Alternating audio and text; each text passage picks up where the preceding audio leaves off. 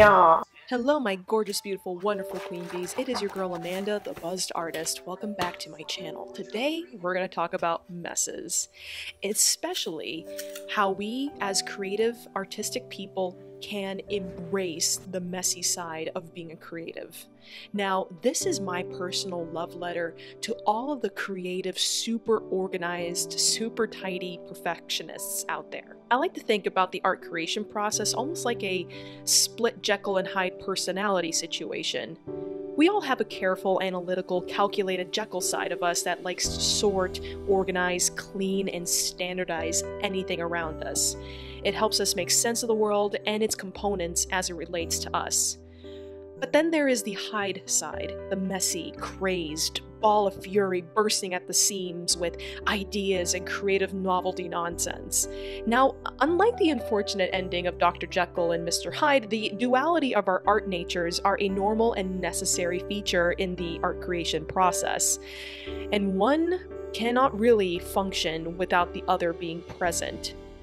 Now, oftentimes, more so lately than ever before, I've just heard from so many artists, and beginner artists really, struggling with this duality, most especially when it comes to accessing that crazy, messy side of us. They perhaps see themselves as too tidy, finding they need to constantly organize, sort, and put something away instead of just letting go.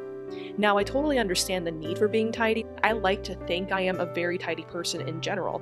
I like order, and seeing a messy room immediately sends me into a frenzy of, holy shit, where's the vacuum? I need a mop now. But one thing I can attest to is this. When I am in the middle of creating something, especially with my art, I shut off the analytical need to judge and instead just let myself go, knowing full well that there will be a mess to clean up, but much, much later. Now, something I wanted to address is, why do we sometimes have trouble being messy? And I had to think about this for a little bit, and it kind of made me think about in this light. If you have ever been a part of a brainstorming session before, one of the biggest rules is that no idea is a bad idea. And now, the reason why that this is so important to stress is because when you are brainstorming, when you are in that process, it is that time to spew out ideas which then can beget new ideas from the previous ones, and just letting your imagination go wild. It is when we turn off the analytical, reasonable parts of our brains that we truly allow ourselves to play and access our imagination.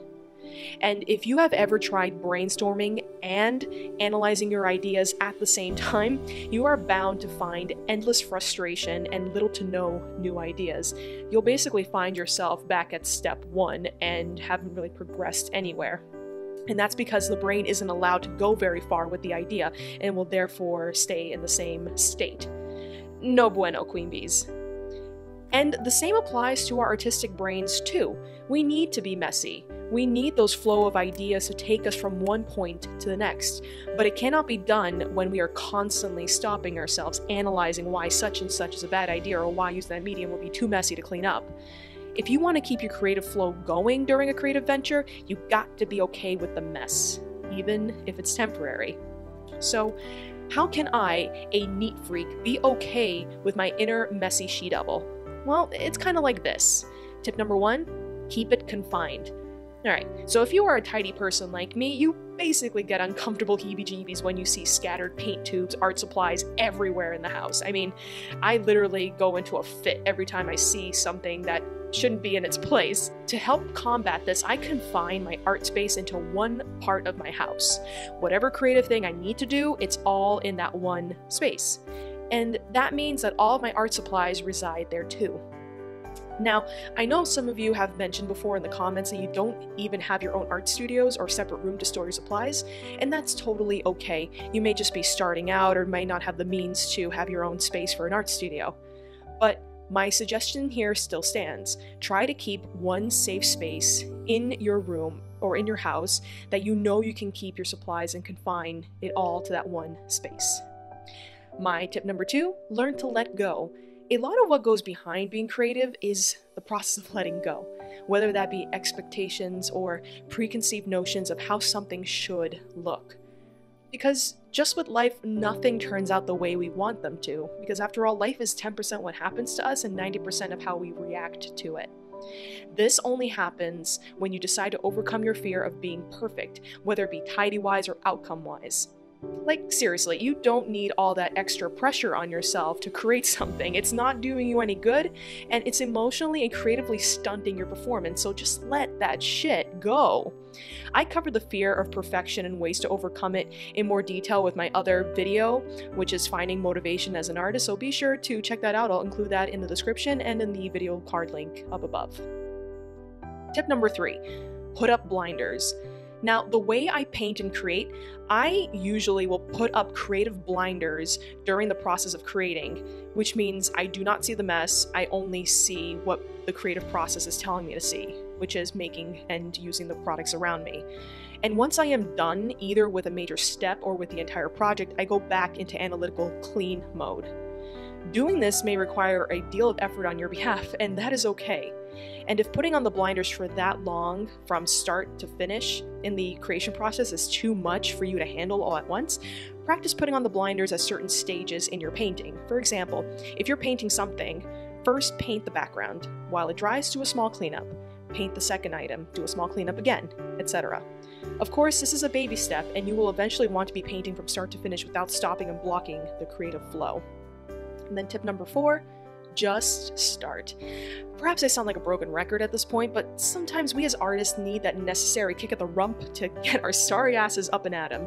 The more you fret and worry about a problem, the bigger and more overwhelming it becomes. And as you might know, a body in motion will stay in motion, a body at rest stays at rest. Meaning if you don't start, you won't start improving. And if you take the necessary steps to overcome your aversion to the messy side, you will be one step closer to achieving that. So do yourself a favor, just start and let the creative juices flow within you. The creative process can be messy, but learning to love that messy side of us as much as the tidy side is key.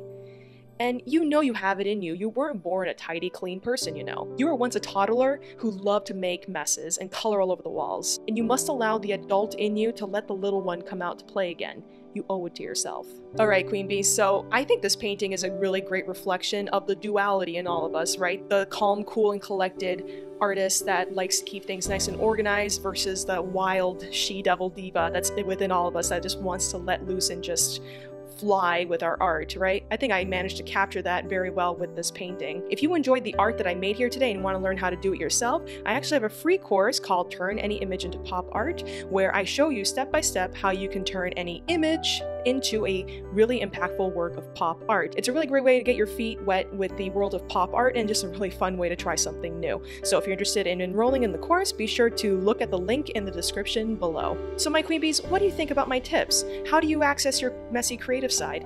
Comment below and let me know. I'm always interested to hear what you all have to say. Alright, my Queen Bees, if you enjoyed this video, please be sure to give it a like and to subscribe to my channel. Hit that like button, you know what to do, so that you can see more fun, creative storytime-esque art videos from me to you in the future. Love yourselves and always have fun with your art. See you all next time.